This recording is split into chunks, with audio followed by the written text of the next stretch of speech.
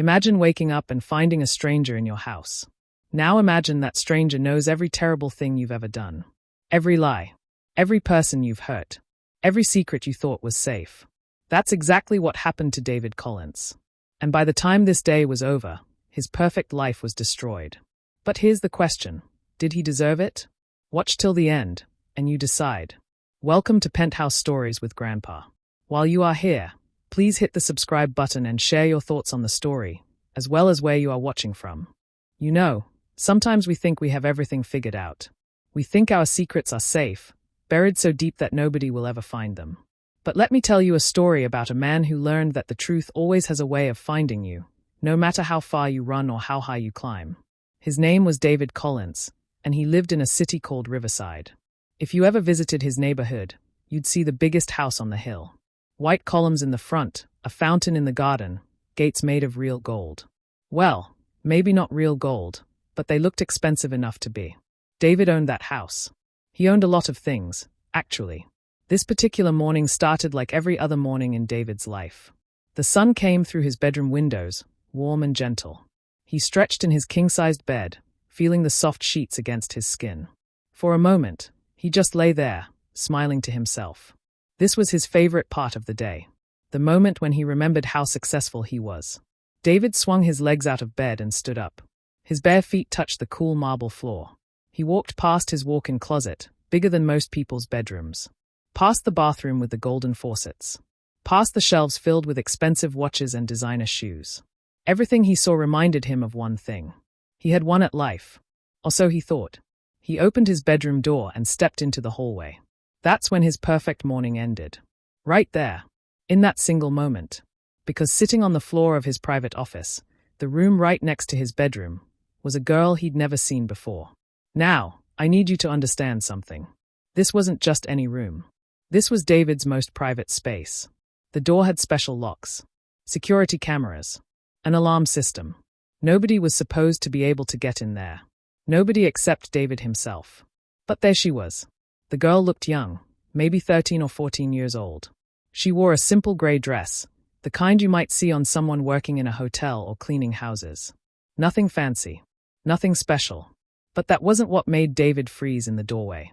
It was the money. Cash covered the floor. Stacks and stacks of it. $100 bills arranged in neat piles. Thousands of dollars. Maybe hundreds of thousands. The girl sat in the middle of it all, calmly counting. Her fingers moved quickly, sorting the bills like she'd done this 1,000 times before. She didn't look scared. She didn't look surprised to see him. She just kept counting, her lips moving silently with each bill. David's heart started pounding. His hands began to shake. "Who are you?" he whispered. Then louder, his voice cracking with fear and anger. "Who are you? How did you get in here?" The girl's fingers stopped moving.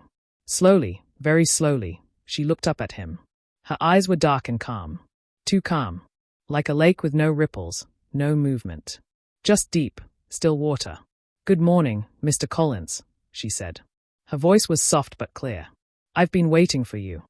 Waiting. The word hung in the air like smoke. David stepped into the room. His fear was turning into anger now. That's what happens sometimes when we're scared. We get angry instead because anger feels stronger than fear. "How did you get in here?" he demanded. "This room has locks. Special security. The door reads my fingerprint." "I know," the girl said simply. "Then how?"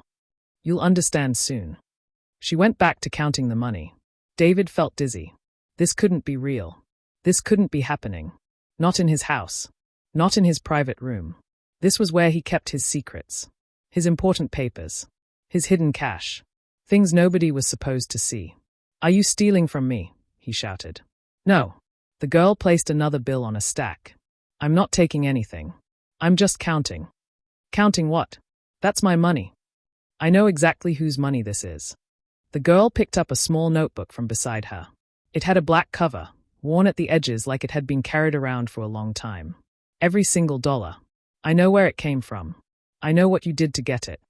The room suddenly felt colder. David's anger drained away, replaced by something else. Something that felt like ice spreading through his chest. "What are you talking about?" His voice shook now, betraying his fear. "I'm calling security." He reached for his phone, then remembered. He'd left it charging by his bed. His hands felt empty. Useless. They won't come, the girl said calmly. I made sure of that. What do you want? David backed toward the door. Money. I'll give you money. Just tell me how much. Name your price. For the first time, the girl smiled. But it wasn't a happy smile. It was the kind of smile that makes your stomach hurt. The kind that tells you something bad is coming. I don't want your money, Mr. Collins. She stood up slowly, smoothing her gray dress. She was small, shorter than David by a lot. But standing there among all those towers of cash, she somehow looked bigger than him. Stronger. Then what? David's voice came out as barely a whisper. The girl looked him straight in the eyes. I want you to remember. Remember what? Everything you tried to forget. And that's when David Collins realized that his perfect life, his perfect morning, his perfect world built on secrets and lies, was about to come crashing down. The truth had finally come knocking on his door. And it wasn't going away. Have you ever had a moment where your past catches up with you? Where all the things you thought you'd buried suddenly rise to the surface? That's where David Collins found himself that morning. Face to face with a girl who seemed to know everything. The girl walked over to David's desk. His expensive desk made of dark wood imported from somewhere far away. On top of it sat a brown envelope. David was certain it hadn't been there before. Open it, the girl said. No, open it, or I will. Something in her voice made him obey. His hands trembled as he picked up the envelope. It wasn't sealed. Inside was a single piece of paper with 3 words written in neat handwriting. You've been watched. David's legs went weak. He grabbed the edge of the desk to keep from falling. Watched by who? By people who remember, the girl said, moving closer. By people you hurt. By people whose lives you destroyed. They've been watching you for a very long time. I don't know what you're talking about. His voice came out too loud, too desperate. I'm a businessman. Everything I've done is legal. Legal doesn't mean right. The girl tilted her head. You know that. Deep down, you've always known. She walked back to the money and sat down again. Her movements were graceful, controlled. Like she had all the time in the world. Let me show you something, she said, picking up one stack of bills. See these. These bills are old. Very old. From 12 years ago. So what? 12 years ago, you owned a clothing factory. A big building on the east side of town. You made cheap shirts and pants for big retail stores. Remember? David's mouth went dry. He remembered. The factory had a fire. The girl continued, her voice never changing, always calm, always steady. 19 people died that day. Do you remember their names? That was an accident, David shouted. I was investigated. The police found nothing wrong. It was ruled an accident. They found nothing because you hid the truth. The girl set down the stack of bills and picked up another one. You knew the building wasn't safe. You got warnings. 3 different warnings from the city. They told you the fire exits were blocked. They told you the sprinkler system didn't work. They told you the electrical wiring was old and dangerous. You can't prove that. Can't I? The girl reached into her dress pocket and pulled out another envelope. This one was white. She tossed it onto the desk. It landed with a soft thump. Go ahead, she said. Look inside. See what proof looks like. David's hand shook so badly he could barely open it. Inside were photographs. Old photographs, yellowed with age. They showed his old factory. The blocked fire exits, clearly visible. The broken sprinkler pipes. Papers with his signature, dated 2 months before the fire. Papers where he'd written, too expensive. Repairs denied.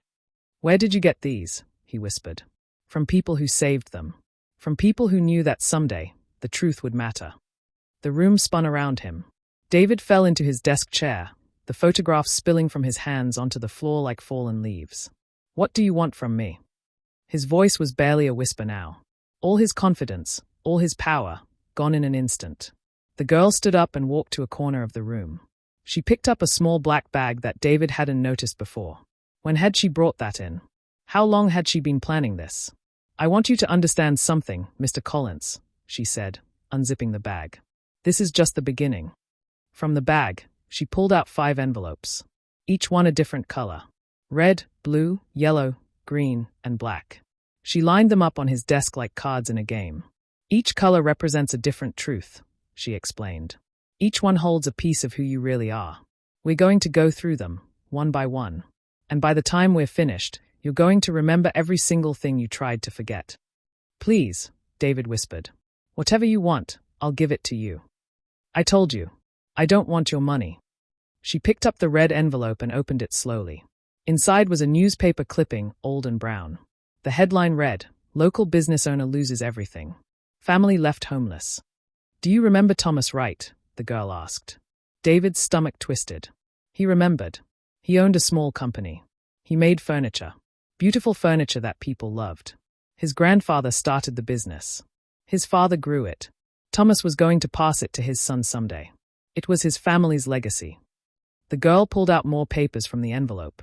Contracts, letters, bank statements. You wanted his customers. So you lied to him. You told him you wanted to help him, to partner with him. You shook his hand. You smiled at him. He trusted you. She spread the papers across the desk. But you were secretly stealing his customers. One by one, you called them. You offered lower prices. You made promises you never intended to keep. Within 8 months, Thomas had no customers left. He lost everything. His business. His house. His savings. That's just business, David said weakly. That's how competition works. Thomas had a daughter, the girl continued, ignoring his excuse. She was 11 years old. She had to leave her private school. They moved to a tiny apartment across town. She watched her father cry every single night. The girl looked up at him, her dark eyes boring into his soul. "Do you know what happened to Thomas Wright, Mr. Collins?" David said nothing. He died 3 years later. Heart attack, the doctors said. But his daughter knew better. You didn't kill him with a weapon. You killed him with cruelty. With greed. With lies. David felt like he couldn't breathe. And the girl still had 4 more envelopes to open.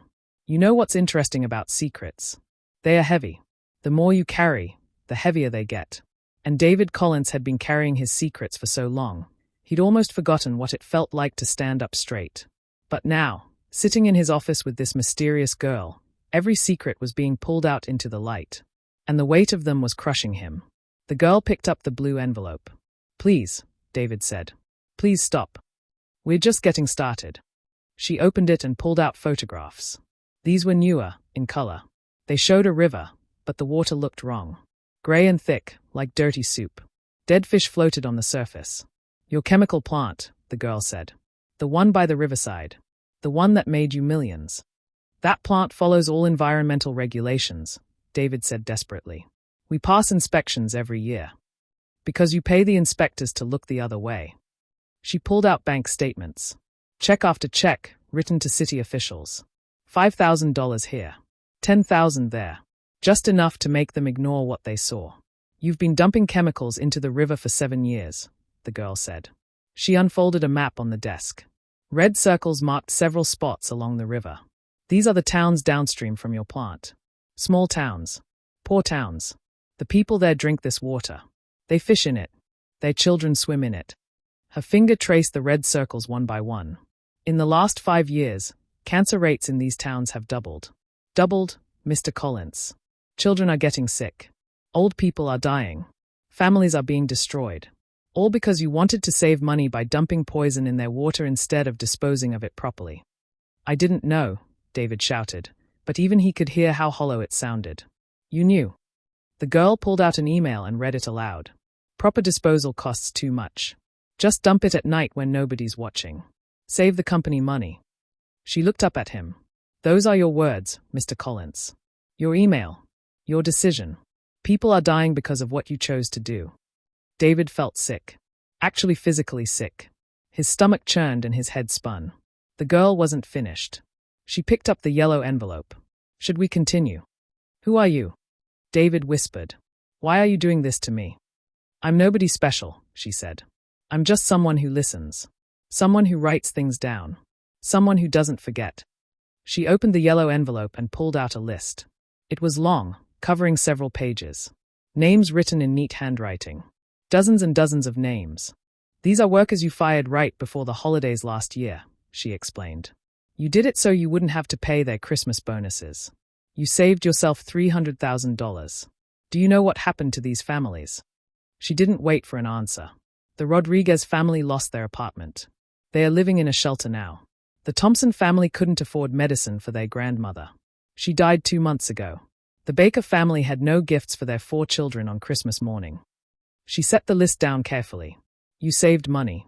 They lost hope. They lost dignity. Some of them lost everything. I'm a businessman, David said, but his voice cracked. I make hard choices. That's what business is about. No. The girl's voice cut through his excuse like a knife. Business is about creating value. What you do is destroy lives for profit. There's a difference. She picked up the green envelope. Her hands were steady, but David's whole body was shaking now. This one is special, she said softly. Inside were school photographs. Children smiling at the camera. Happy faces. Innocent faces. Boys and girls who looked like they didn't have a care in the world. Your toy company, the girl said. You make cheap plastic toys. Dolls and action figures and building blocks. Children love them. David's hands gripped the arms of his chair. But the plastic has toxic chemicals in it. Your scientists told you this 3 years ago. They ran tests. They found dangerous levels of lead and other poisons. They recommended changing the formula immediately. She laid out the photographs one by one on the desk. But changing the formula would cost money. It would cut into your profits. So you ignored them. You kept making the toys with the poisonous plastic. She pulled out medical reports, hospital records, documents with official stamps and signatures. Little Emma, age 4. She got sick from chewing on one of your dolls. Timmy, age 6. Sarah, age 5. Daniel, age 3. The girl's voice stayed calm, but somehow that made it worse. Some of them recovered. Some of them have permanent damage. And 2 of them died, Mr. Collins. 2 children. Gone forever. Because you didn't want to spend money to make your toys safe. David covered his face with his hands. Tears leaked between his fingers. Real tears, maybe the first real tears he'd cried in years. I'm sorry, he sobbed.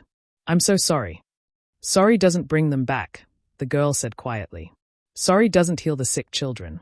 Sorry doesn't comfort the parents who buried their babies. She reached into her bag one more time. She pulled out a small recording device and placed it on the desk. A tiny red light blinked on. This is a recorder, she said. Everything you say from now on will be saved. Every word. Every confession. No, David reached for it, but she moved it away. Yes, you're going to tell the truth. All of it. You're going to say out loud what you did, who you hurt, and why you did it. I won't. You will. She picked up the last envelope. The black one. Her fingers rested on it lightly. Because if you don't, this envelope gets opened. And what's inside will destroy you completely.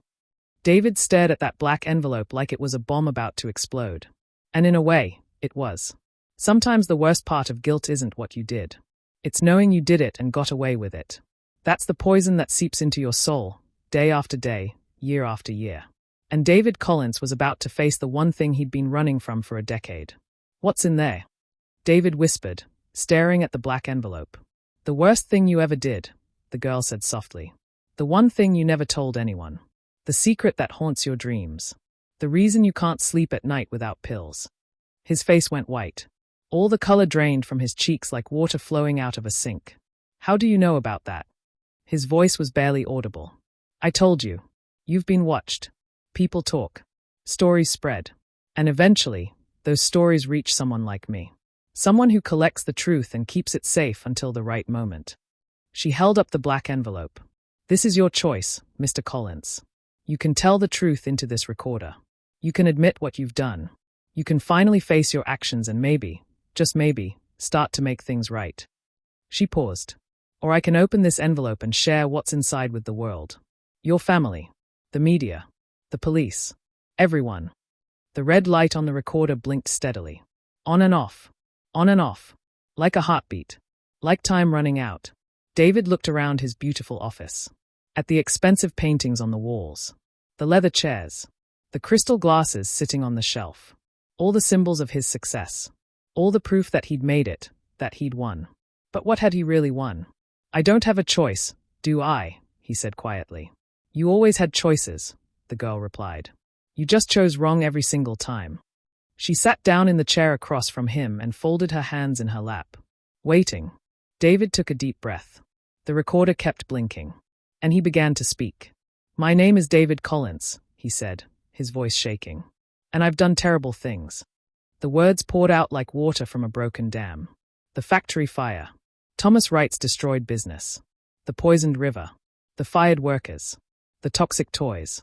Each confession felt like pulling glass from his throat. Each one hurt more than the last. The girl never interrupted. She just listened, her dark eyes steady and calm. When he finally stopped talking, the room was quiet except for his ragged breathing. David felt empty. Hollow. Like something had been carved out of his chest. "Is that everything?" the girl asked. "Yes," he whispered. "That's everything." She picked up the black envelope. The one she'd threatened him with. "Are you sure?"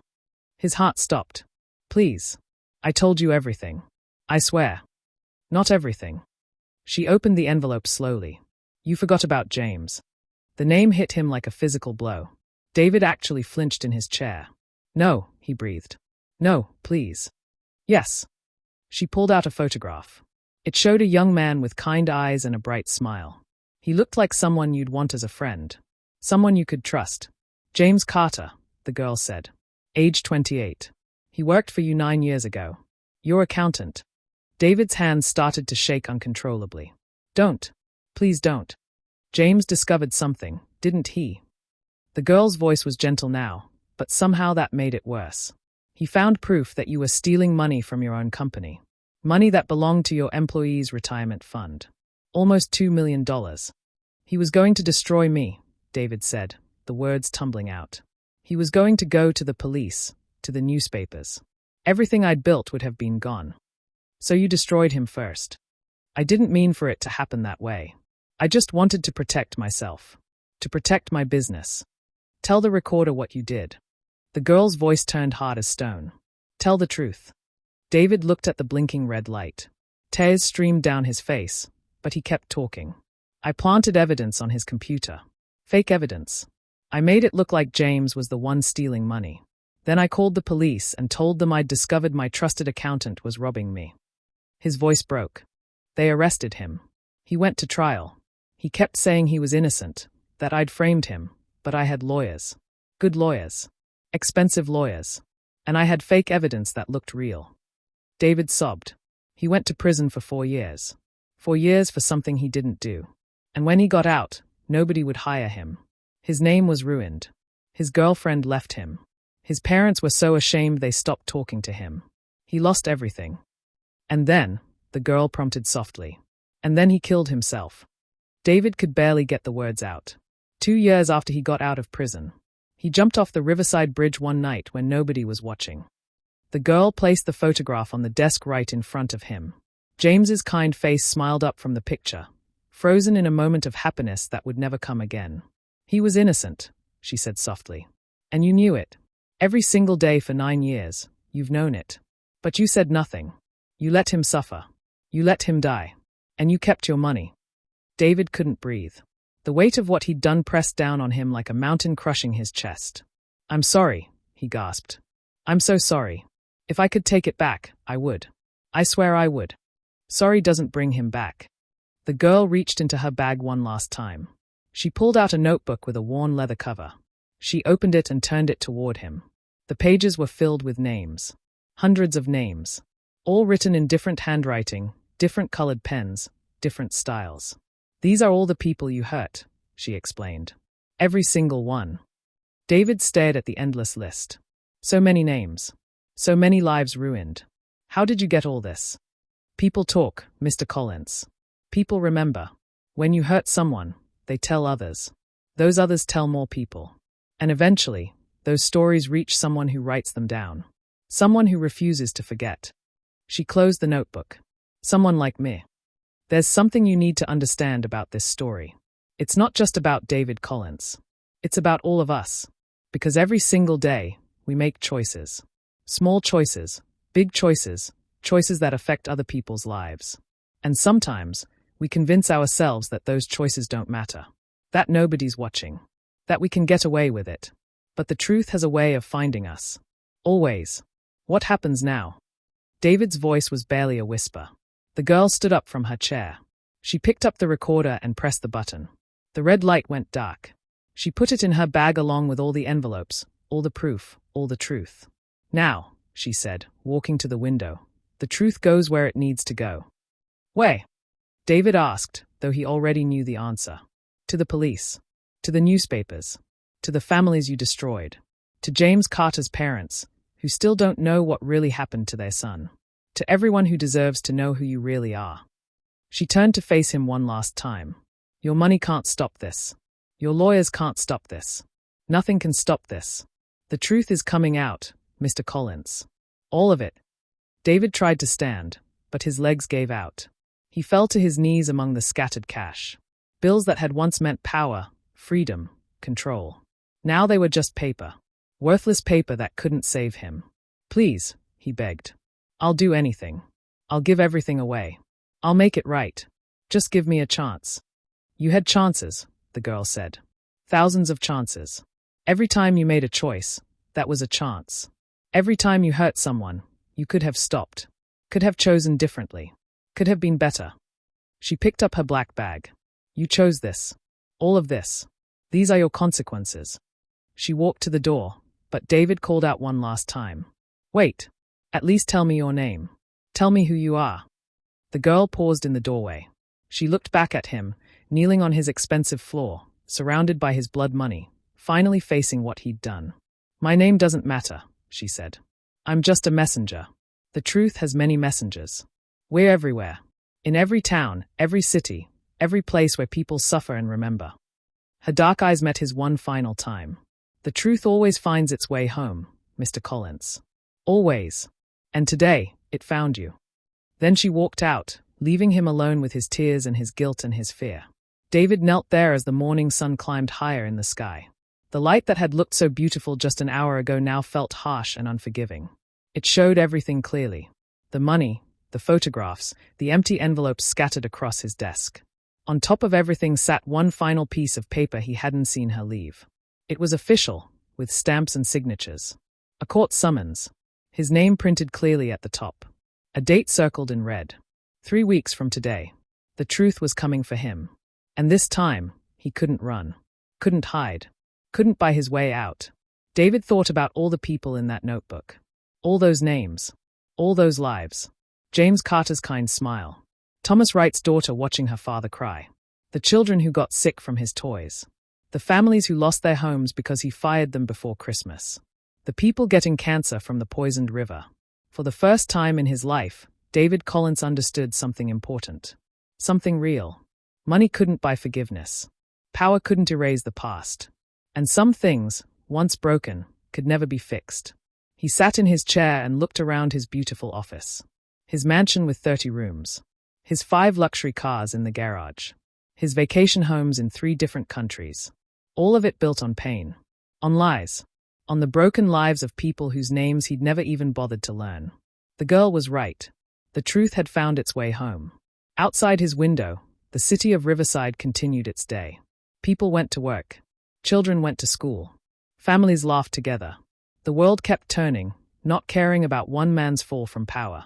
But somewhere in that city, in small apartments and modest houses, people were receiving phone calls. Important calls. Calls telling them that finally, after all these years, someone had listened. Someone had cared. Someone had collected the truth and made it matter. The girl with the dark eyes and calm voice walked through the city streets. Her black bag held recordings, documents, proof, justice. She had more visits to make. More truths to deliver. More powerful people who thought they were untouchable. Because that's what truth does. It travels. It spreads. It finds every dark corner and shines light into it. And no amount of money can make it stop. 3 weeks later, David Collins stood in a courtroom. The charges were read aloud. Fraud. Negligent homicide. Environmental crimes. Labor violations. And murder. The murder of James Carter through false imprisonment and malicious prosecution. The families were there. All of them. Sitting in the gallery, watching him. Not with hatred in their eyes, but with something else. Something that looked like relief. Like finally, after all this time, someone was listening to them.